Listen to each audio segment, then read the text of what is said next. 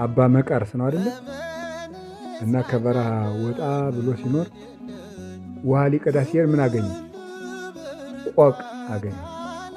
ቆቆች እህሉን ክርስቶስን ይወደዋል። ይገርማቸዋል። እና መድኃኒዓለምን ስለሚወደው ጸሎቱ ልትቋረጥበት ሰማያት የሚላል ልትቋረጥበት የሚበላውን እስከሚሰበስብ ማለት ነው።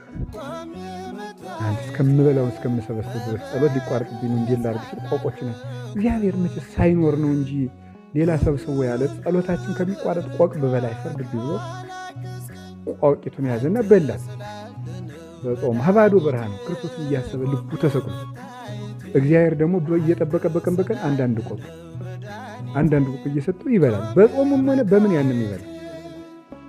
አሁን ያንን እየበላ ሲል አንድ መነኩሴ መጣና አየው። መነኩሴ ነኝ እያለ እዚህ ስጋውን ይቀረጥፋል አይደለ ብሎ ሄዶ ተናገረ ለጳጳሱ። መነኩሴ ነኝ ይላል፣ ቆቅ ይበላል፣ ስጋ ይበላል፣ እንደገና ደግሞ በጾም መብላቱ የተለየ። አሁን እንደዚህ ያደረገ ወንድሙን እየከሰሰ ደግሞ ክርስቶስን ሊፈልግ ነው እንግዲህ ማለት ነው። ከዚያ በኋላ ምን አደረገ መሰላቸው? እስቲ አንድ ልጨምራችሁና ሄዳችሁ አጣሩ አለ። ሊያጣሩ ሲሄዱ አባ መቃርስ ሲሄድ 3 ቆቅ ተይዟል። ሁልጊዜም እያስንት ነው። አጣሪዎቹ 2 ናቸው። 3 ቆቅ ተይዟልና አይ እንዲሁ ፈጣሪ ሊታዘበኝ ነው 3 ቆቅ የተያዘ ነው። እንዲሁ የሆዴ ሁኔታ ሁልጊዜ እንዲሁ እንዴት ሆኖ ነው ይሆን አልጠግብ ብዬ ነው እንጂ እያለ ሲያወጣ ሲወርድ ቀና ቢሉ 2 ለእነዚህ ነው ተመስገን ብሎ ቀቅሎ ደግ አይደል ይፈርዱብኛል አይል ቀቅሎ ሰርቶ በሉ ወንድሞቼ እግራቸውን አጡ እንኳን ደህና መጣችሁ እንኩ ብሎ አላቸው። እኛ አንበላም እኛ አንበላም። ምንድን ነው የማትበሉት? እኛ መነኮሳት አንተ እዚያው ብላ ይቅር በሉኝ ኃጢአቴን አለና በሉ እንግዲህ ቆቆቹን ያላበሳቸው አርጃቸው ብሎ ብላቸው ክንፍ አውጥተው ወረሩ።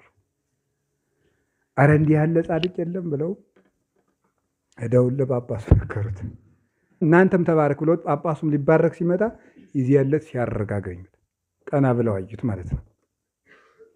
እናንተ መነኮሳት በሰው አትፍረዱ። መነኩሴ ትህርምት ባይዝ ካህን ባይማር ትዕቢት አይዋጋውም ነበር ብሎ መክሯቸው አረገ ይላል።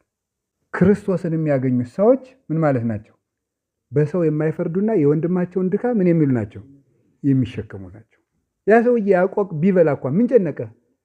እገሬል አሁን ክርስቶስ ሲመጣ ክርስቶስ በመጣ ጊዜ አንተ ሰውዬ በግራ ነው የምትቆም እንዴት ያኛው መነኩሴ ቆቅ ስለበላ ይላል ወይስ ንገሩኝ?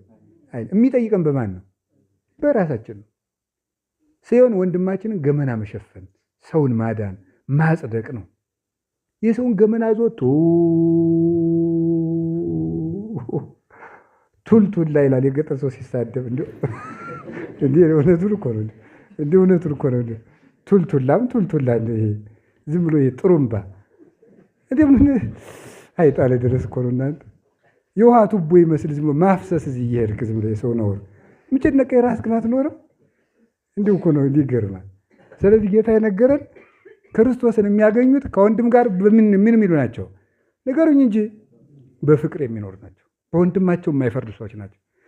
መከራ ልትቀበሉ ነው የተጠራችሁ ማለት መከራ የምንቀበለው ከማን ነው? ከወንድሞቻችንና ከማን ነው? ከእህቶቻችን እንቀበላለን።